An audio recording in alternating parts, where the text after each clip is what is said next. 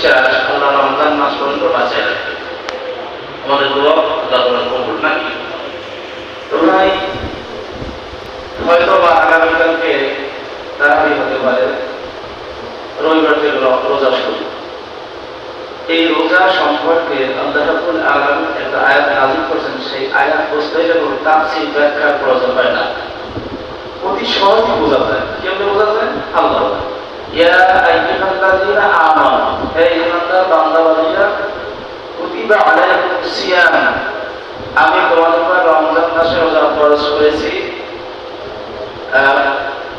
কুতিবা আলাইকুমুস সিয়াম, যেমনি ভাবে তোমাদের পূর্ববর্তী পুরুষের উপর ফরজ করা হয়েছিল অনুরূপ তোমাদের উপর ফরজ করা হয়েছে, লাআল্লাকুম তাত্তাকুন, এটার মাধ্যমে তোমরা তাকওয়া অর্জন করবে।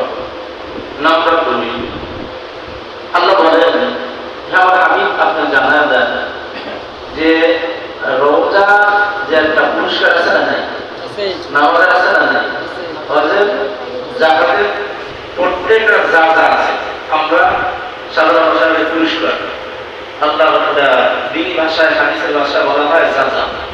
তার প্রত্যেকটা জিনিসের জাযা আছে, প্রত্যেকটা জিনিসের পুরস্কার আছে। তো সমস্ত পুরস্কার পুরো আবার কিয়ামতের ময়দানে ফেরেশতার মাধ্যমে বন্টন করবে। একমাত্র ইল্লা রমাদান, রোজা ব্যতীত, রোজা ব্যতীত, রোজার পুরস্কার আল্লাহ বলেন আমি নিজেই দেব। আল্লাহ নিজেই দেবে। কেন দেবেন? বছরের জবর আসর মাগরিব এশা পড়তে কি না খেয়ে থাকা লাগে? কোন এই নামাজের আগে 1 ঘন্টা পরিশ্রম করা লাগবে না, আর রোজাটা না খেয়ে থাকতে হয়। হ্যাঁ, তারা কাজকর্ম করে, রোজা অবস্থায় কাজকর্ম করতে হয়, কষ্টের কোনো শেষ আছে? আল্লাহ বলছেন এত ত্যাগ স্বীকার করিয়া যেই বান্দা বান্দে রোজা রাখবে এর পুরস্কার ফেরেশতার মাধ্যমে দিলে মানায় না। এটা আমার নিজ হাতে দিতে হবে। মুফাসসির কিরাম তারা এটা ব্যাখ্যা করেছে, তারা ভাবছে যে এমন কি পুরস্কার আছে যা আল্লাহ দিবে?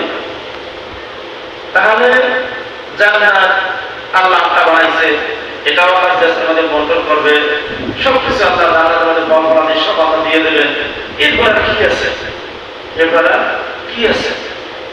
সেই কি আছে বুঝতে গিয়ে পাওয়া গেছে যখন একটা বান্দাদেরকে আল্লাহ জান্নাত দিয়ে দেবেন, সে এই পৃথিবীর সমান যে একটা জান্নাত পাইবে 10 দুনিয়ার সমান।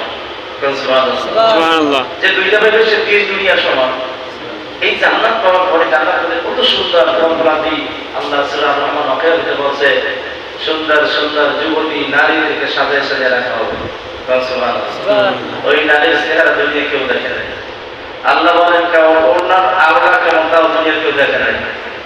রাসূল বলেন ওনা ফাঁকে তাজমহল ফাঁকে দুনিয়ার জন্য একটা কোনা বাইরে কোনা আছে না, কোনাটা বাইরেও সমস্ত এই দুনিয়ার আলো এমনকি চন্দ্র সূর্যের আলো ভাসিত হয়ে যাইবে। সুবহানাল্লাহ। সুবহানাল্লাহ। কেউ সূর্য দেখতে না, চন্দ্র দেখতে না, ওইটা আলো, ওইটা কাপড়, জামানের কাপড়। তো ওইটা যিনি পরবে সে কত বড় দামি। এই দামি দামি সুন্দর সুন্দর আল্লাহ বলেন যে তোমাদের কাছে দাম করবো, এদেরকে কেউ দেখে নাই, ফেরেশতারাও দেখে নাই।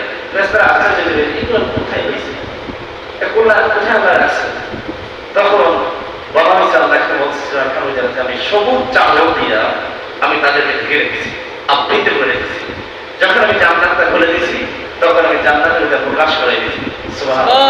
এত সুন্দর এই ফল আছে, গাছ মাছ সবকিছু আছে, আপনি সুন্দর সুন্দর নারীও পাইলেন, আর কি দেখবেন? এরপর আল্লাহ আমার জান্নাতি বান্দা বান্দিরা শোন, আমি যাতে সুন্দর তোমাদেরকে জান্নাত দিয়েছি তোমরা খুশি না বেজার? খুশি। সবাই দেখবেন আল্লাহ আমরা সবাই তো খুশি হয়ে গেছি। এবার তোমরা যা পাও তা পাইছো, আল্লাহ আপনি যে প্রতিশ্রুতি দিয়েছেন তা পাইছেন, কিন্তু আমাদের প্রতিশ্রুতি এখন আমি পাই নাই। জান্নাত দিলাম, ফলমূল দিলাম, সব দিলাম, বিল্ডিং দিলাম, ৬,০০০ সালের শিশুরা বিল্ডিং দিয়ে দিলাম, বাকি সব আমি সব ঠিক করে দিলাম, কি পাও নাই? আল্লাহ তুমি জান্নাতের মধ্যে কত নাজ নিয়ামত দিছো, সব শুকরিয়া আল্লাহ। যতক্ষণ পর্যন্ত তোমার দেখা না পাবো ততক্ষণ পর্যন্ত এই আনন্দ ভক্তি এই নিয়ামতে আমাদেরকে শান্তি করতে পারবে না। তখন জান্নাত পাওয়ার কি চাইবে? মাওলানা দেখা চাইবে। কি চাইবে? মাওলানা দেখা চাইবে। তখন হাদিসে আসেন যে আল্লাহ বলেন ঠিক আছে আমি দেখা দিব। তখন দেখা দেওয়ার জন্য জান্নাতের ভিতরে প্রবেশ করবে। প্রবেশ করার পর যখনই নাকি জান্নাতে ঢুকবে তখন জান্নাতি মানুষ যখন আল্লাহ থেকে একবার তাকাইবে, একবার এক তাকালে 40 বছর পর্যন্ত তাকাই থাকবে। একটা পলক দেওয়া লাগবে না। 40 থেকে কি পলক ছাড়া থাকতে পারি? পারি না। 40 বছর পর হয়ে যাবে তখন একটা পলক না তাকাই থাকবে।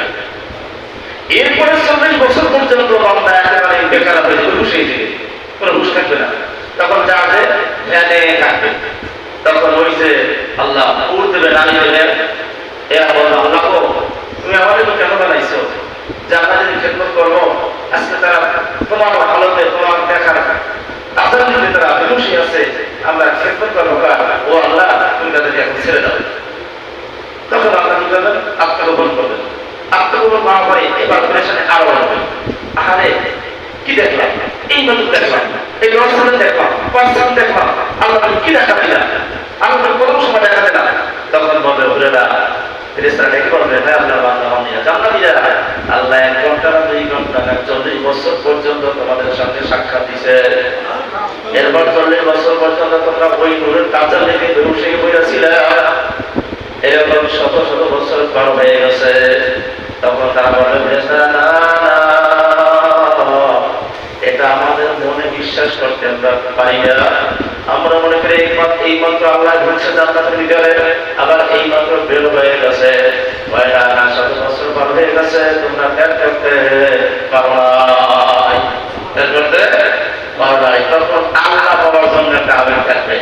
তখন আল্লাহ বলেন যারা আমার জন্য, যারা আমার খুশির জন্য, আমার হুকুম পালন করার জন্য এই না খায় রোজা রাখবে, আমি আল্লাহ তাদের হয়ে যাব। ওই সমস্ত বান্দাদের হয়ে যাবে। এই যে আল্লাহ পুরস্কার রমজান মাস। এইখানে 3 নম্বরে কত বড় ভাই, আমরা 11 মাস পর্যন্ত কত গুনাহ করি না। আল্লাহ রমজান মাসে অফার দিয়েছে, যেমন এখানে কোর্টের জেলখানা একটা কি দেয়, কি করে ডাক্তার জেলখানা 12 বছর পর হ্যাঁ যুক্তি দেয় না, যারা এই জেলখানা দেয় আল্লাহ 12 বছর একটা যুক্তি দেয়। তাই এই আল্লাহ 11 মাস একটা যুক্তি দেয়। এই যুক্তিতে তোমরা যে যা পারো আল্লাহর কাছ থেকে চাইয়ে নাও, আর যে যা পারো আল্লাহর কাছ থেকে মাফ করে নাও।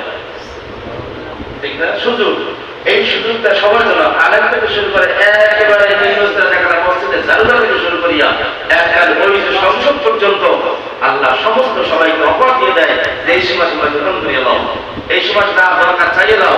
কারণ এই 1 মাসে আমার তেলটা যেরকম গরম থাকে বাকি 11 মাসে তোমরা পাবো না।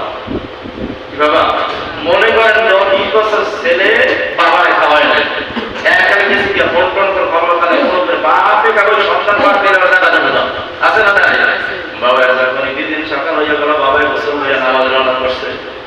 এমনি সময় 20 বছর হারিয়ে যাওয়া পড়াটাকে সামনে দাঁড়ায়, বাবাকে লাঠি লইবে না করে জড়াই ধরবে, কোথায় জড়াই যাবে। বাবা তো বছর কইছিলি তোর জন্য রাতে ঘুমাইতে পারি নাই, আমি ভাবছিলাম আজকে ঈদের দিনটা আমার ভালো যাবে না। বাবা তুই কোথায় ছিলি বল, কেন তুই বাড়ি আসলি না? অন্যায় আছে ওদিক ঠ্যাঙ্গি ভাঙবে, বার করতে দেবে না, এমন করলে জড়াতে কাম দেয়। আল্লাহ কেউ দুনিয়ার মানুষ দেয় 30টা দিন রোজা রাখা পর তেলটাতে এইরকম নরম হইতে পারে।